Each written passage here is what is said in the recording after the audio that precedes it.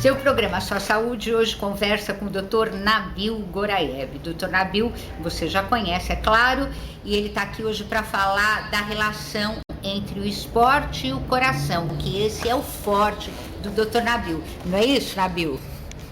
Realmente é o nosso foco de trabalho maior, e ainda mais agora com Copa do Mundo, teve a Copa das Confederações, tem a Olimpíada, com tudo que se joga de pedra em cima da organização, vai ter que ter. E daí, com isso, houve um aumento muito grande das pessoas se interessando por esportes. E como todo médico também incentiva a atividade física para a população, desde crianças até idosos, é um momento interessante de hoje, de uma explosão da atividade física no Brasil. Pois é, mas a atividade física é muito bom mesmo, salva a vida da gente, não é verdade? Mas o que a gente está vendo hoje nas academias é, e você me corrija se eu estiver errada, é um abuso do uso de anabolizantes. É verdade, né? Outro dia nós escrevemos um artigo para a Sociedade Brasileira de Cardiologia que a gente chamou, o título foi assim: atividade física, uma faca de dois gumes. Quando ela é feita de uma maneira organizada, orientada e intensidade moderada, ela é boa, ela protege, ela traz saúde. Quando ela é feita no grau extremo, utilizando anabolizantes, alguns tipos de energéticos, estimulantes, querendo ser mais do que é possível ser, aí ela se torna uma verdadeira arma letal para quem faz essas atividades. E como você falou, as academias é o grande foco da atividade física, só que vários problemas estão acontecendo, principalmente aqui na cidade de São Paulo, que é uma cidade-país, que as academias resolveram convencer alguns vereadores de São Paulo a baixar uma lei que não se exige mais atestado médico para ir para a academia. E o pior, o Estado de São Paulo tem uma lei que exige que se tenham atestados médicos e uma ficha clínica de cada cliente. Evidente, se a pessoa vai ter algum problema, tem que saber o que está acontecendo para tomar as medidas. E, na verdade, com isso, pararam os atestados médicos na cidade de São Paulo, principalmente nas grandes academias, e o pior de tudo, que nos últimos 30 dias, contando o mês de junho e julho, já tivemos notícia de 3 mortes em academia de indivíduos que eram esportistas, atletas, federados, participantes de competições. E então a gente fica preocupado com os erros da prática da atividade física. Agora, essas mortes que você está se referindo são devidas ao anabolizante? O que acontece? Veja só, o que se sabe hoje sobre anabolizantes, e isso é muito interessante. E o que a gente sabe que provoca o anabolizante? Dizer que essas mortes foram diretamente relacionadas, então a gente tem que esperar a necrópsia delas, mas na verdade o que a gente sabe é que anabolizante usado, como tem sido usado para fortalecer, para tornar bonito o corpo, só traz problemas, mesmo em doses pequenas. Eles mexem com a pressão arterial, aumentando a pressão. Mexe com o coração, provocando arritmias cardíacas. Diminui o colesterol bom e aumenta muito o colesterol ruim, que é o grande problema, imagina só. E com isso, além de facilitar o aparecimento do câncer, tanto no atleta homem como na atleta mulher ou esportista que seja, câncer de ovário e câncer de testículo. Então o que nós estamos vendo hoje um risco elevado e desnecessário, só para ficar mais bonito e mais forte. E a gente sabe que, inclusive médicos, né? Vários médicos têm filhos que fazem academia e eles ligam para a gente e falam: puxa, meu filho quer tomar anabolizante. O que eu faço? Que eu falo para ele que não deve, e os vendedores de anabolizante, que tem uma verdadeira máfia na internet, eles dizem que não acontece nada, que é só um pouquinho, não vai fazer mal e assim vai. Então, realmente, que você falou das academias, o que era um foco de saúde está se tornando um foco de problemas, principalmente de saúde. Bom, Eu vou querer saber, doutor, dessa relação que existe, não só do anabolizante com o câncer, mas a relação que existe do anabolizante com o coração e principalmente da atividade física para o coração, tanto para o bem quanto para o mal. Mas isso vai ser, depois daquele intervalinho.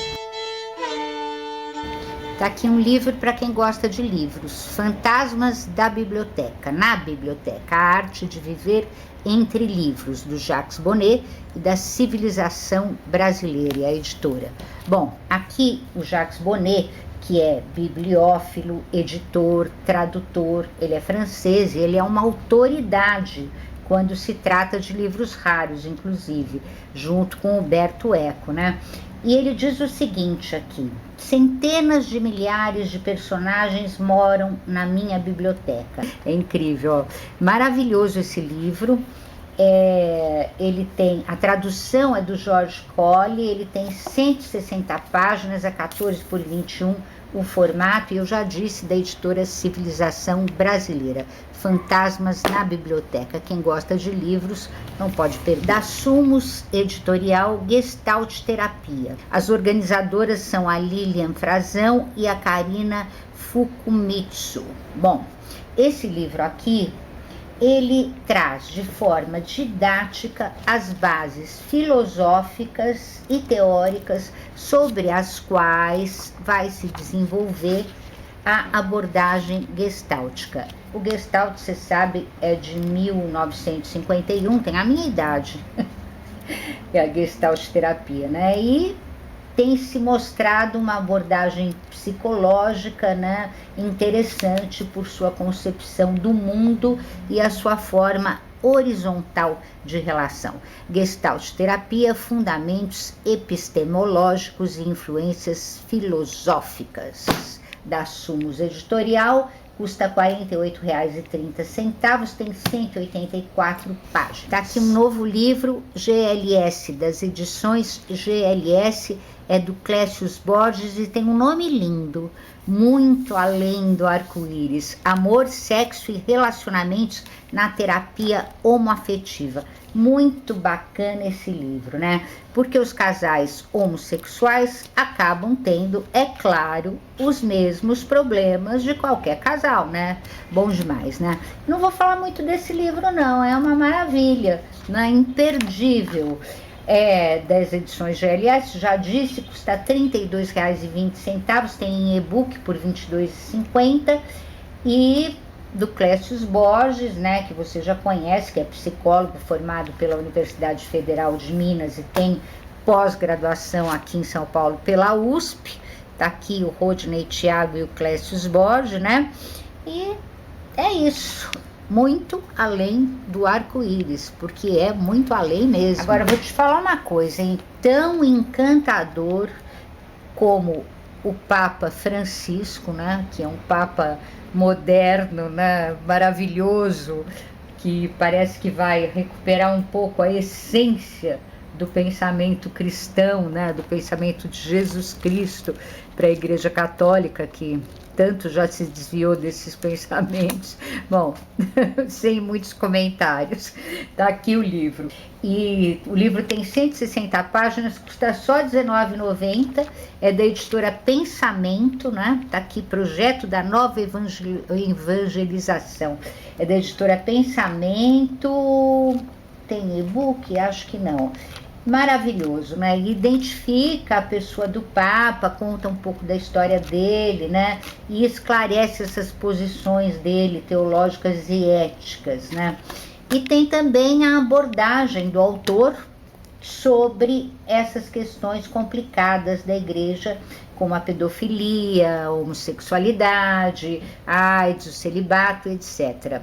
Tão encantador quanto o próprio Francisco. O Eduardo, né? Moreira, você sabe, né? É o autor daquele best-seller incrível, Encantador de Vidas, lembra? E é uma história fascinante mesmo que ele conta, e é baseada nos sonhos dele, sonhos mesmo, sonho que a gente tem dormindo na adolescência. Olha as ilustrações, são inacreditáveis, né? Sensacional isso aqui. Então, esse livro vai ser outro best-seller, você não tenha dúvida. Eduardo Moreira, né? Você sabe que ele é carioca, é formado em engenharia pela PUC do Rio e em economia pela Universidade Católica, né? Ele conta, assim, nesses capítulos, você viu que são capítulos curtos, né? Ele conta o encontro dele, jovem, com um sábio mestre, de quem ele vai se tornar amigo e aprendiz. Muito bacana esse livro, editora Record, 160 páginas, formato 14 por 21, custa também R$ 19,90.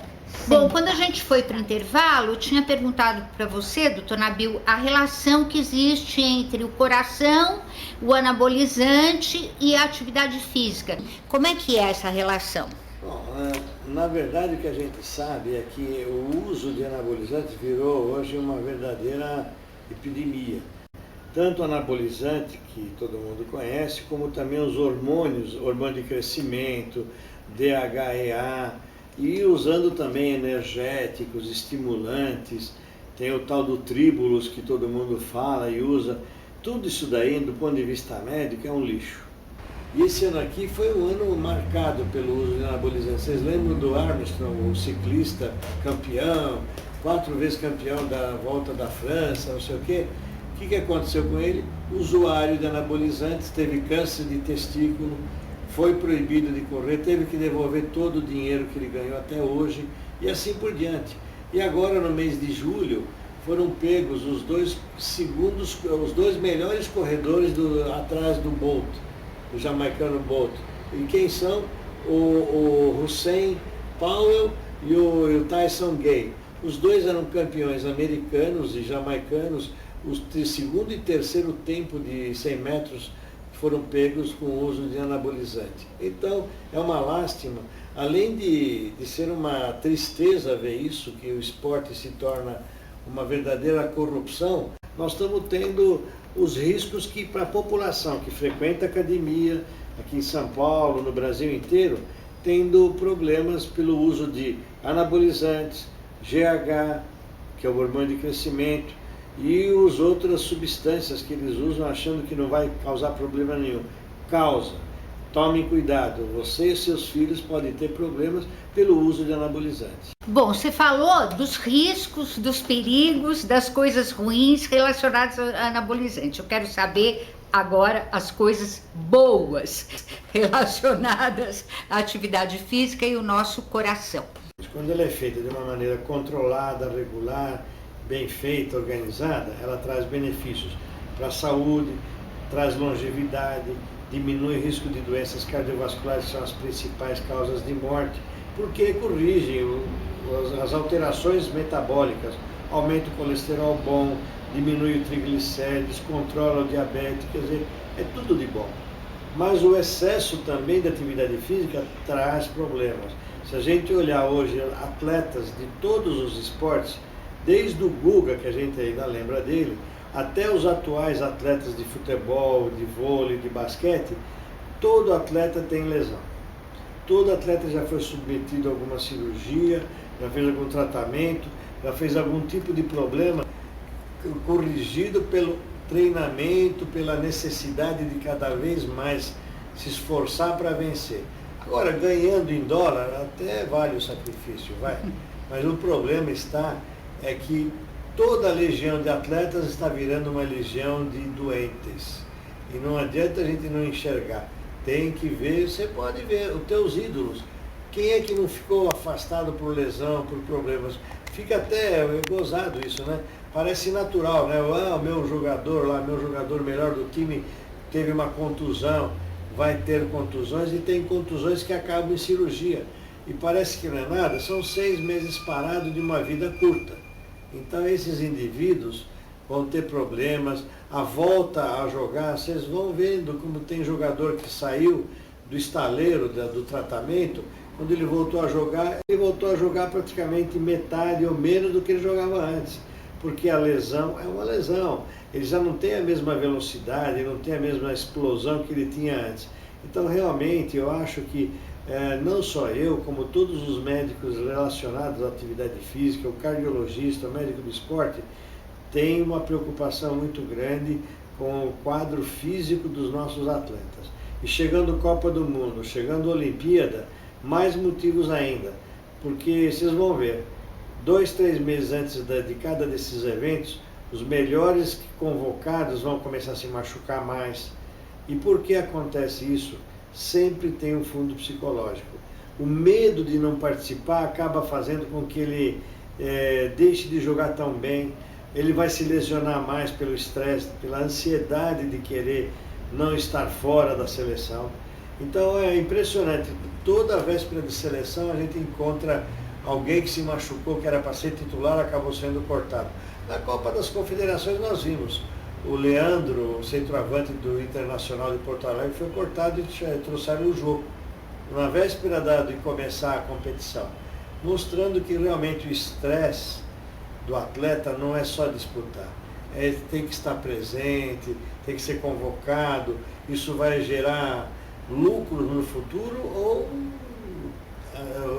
vai ficar sem nada para fazer, vai sem praticar esporte. Então é uma coisa muito interessante, mas o esporte realmente é o estresse às 24 horas, tanto para quem pratica como quem está gerindo aquela profissão, aquela carreira. Mas, doutor, e os amadores? Nós, os amadores, que praticamos atividade física para melhorar a nossa saúde, o nosso coraçãozinho, bater direitinho, né? E nós, como é que a gente sabe quando está exagerando? Pois é, eu também quero saber. A gente já começa, e tem uma coisa importante, hoje já se sabe, incentivar a atividade física desde criança. Então é muito interessante o que acontece. E nós, amadores, nós, povo, nós temos que pensar em saúde, não em esporte. Atividade física é saúde, esporte é lesão. E nós não vamos ganhar dinheiro com o esporte, então nós vamos fazer atividade física, seja esteira, seja caminhadas, seja dança. E hoje já se sabe, mesmo para o indivíduo acima de 75 anos, 80 anos de idade, a caminhada lenta, regular, melhora em 30% a longevidade e diminui as doenças previstas para essa idade, seja de homem ou de mulheres. Eu tenho pacientes, por exemplo, com quase 90 anos de idade, ativas, porque primeiro elas continuam fazendo alguma coisa. Parou de fazer alguma coisa de utilidade, você envelhece mais rápido. Por isso que nós não vamos envelhecer, né, Isabel? Não. Nós trabalhamos até o dia que Deus quiser, não se para. E é por isso que a gente mantém saúde. Você tem que ter uma ocupação. A ocupação pode ser atividade física, tem que ser também 4 vezes por semana, pode ser caminhada, pode ser um trote e pode ser até um esporte, se você tiver competência para praticar esporte. Jogar um vôleizinho comum, não esses de seleção. É importante que você pratique atividades físicas numa academia. Tem que ter um circuito, hein? Não adianta ir para a academia só para fazer esteira. Você tem que fazer um circuito. Circuito, o que é o circuito? É esteira, 15, 20 minutos, musculação, fortalecimento muscular e equilíbrio.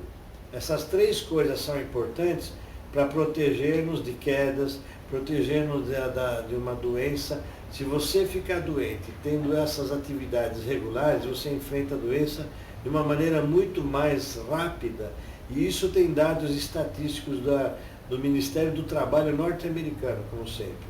Se você pegar um grupo de pessoas que praticam atividade física, elas se tiverem uma pneumonia, por exemplo, e um grupo de pessoas sedentárias também vão ter a mesma pneumonia, as sedentárias chegam a ter o dobro do dia de internação do que aquelas que praticam esporte e praticam atividade física. Então, a diferença hoje é gritante. Quando interna um paciente meu com doenças infecciosas, por exemplo, ou até doenças cardíacas, infarto, crise de pressão alta, se ele é um ativo do ponto de vista físico, a doença nós vamos ficar no máximo 2, 3 dias internado. Se ele é sedentário, no mínimo 7 dias. E não tem jeito, parece uma regra que não muda. É sempre assim, parece que o corpo travou, não consegue lutar contra a doença como aquele indivíduo que pratica atividade física. E eu já tive exemplos pessoais. Certa vez eu estava viajando num trem, para pegar um trem bala na Espanha, e eu teve um problema. Eu entrei no trem e tinha perdido a minha mala. E aí eu lembrei onde ela estava. Eu tinha 6 minutos para fazer 3,5 km na volta. Consegui fazer, porque eu estava plenamente ativo, em condições físicas, estressadíssimo nessa hora de procurar a mala. Mas quando eu cheguei e achei a mala, eu mandei um e-mail para o meu professor, mandei um presente para ele, falei, eu agradeço a você ter resolvido o meu problema que eu passei. Ele falou, mas que problema? Eu falei, a minha condição física era maravilhosa, eu consegui salvar a minha viagem, né, por conta da atividade física. Se eu tivesse fora de forma, eu tinha perdido a mala, perdido o trem, perdido até a cabeça numa dessa. Então, é bom a gente se manter sempre ativo. Ok, doutor Nabil, muito obrigada. Foi maravilhosa essa sua fala hoje, viu? Muito obrigada. E para você, você já sabe, até o próximo Só Saúde.